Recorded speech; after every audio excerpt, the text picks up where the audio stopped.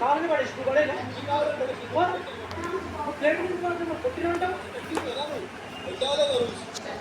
ఒక్క నిమిషం చూడండి. ఆబ్వియస్లీ పడేయకూడదు.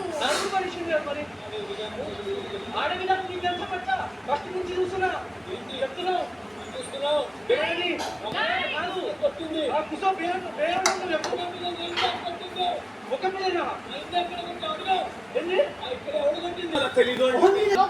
నేను కొట్టినా కొడతా నా గురించి నీకు అక్కడ చెప్పాలని సారీ అని చెప్పినా. ఎవరు తగిలిందన్నా? నీకు తగిలిందని సారీ అని చెప్పలే.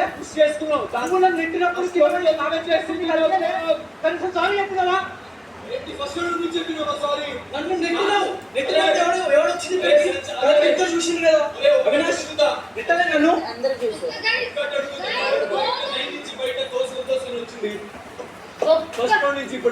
ఒక్క నిమిషం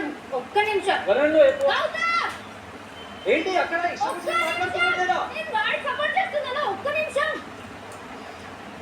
ఈ గేమ్ నీ ఇద్దరు బాయ్స్ మధ్య జరుగుతుంది. ఇద్దరు ఆల్మోస్ట్ ఈక్వల్ గానే ఆడుతున్నారు.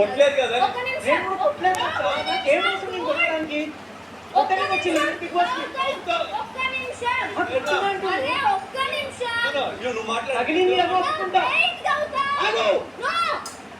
ఎందుకంటే ఇది నా పర్సనల్ గేమ్ కాదు. పర్సనల్ ఒకటి వచ్చింది దాన్ని మాట్లాడుతున్నా. ఆగు రేణా, ఒకటే చెప్తా, నువ్వు మాట్లాడి మధ్యలో మాట్లాడు. But specify who did what. I'm saying ఇద్దరు చేశారు. నేనేమి చెప్పలేదు.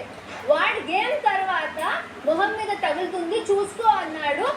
డన్. నువ్వు కూడా వాడు కూడా నీకు తగిలింది, నీకు కూడా వాడికి తగిలింది. నేను ఎవరు తప్పు కరెక్ట్ అని చెప్పట్లేదు ఇక్కడ. నెక్స్ట్ రౌండ్ ప్లీజ్ చూసుకుని ఆడండి.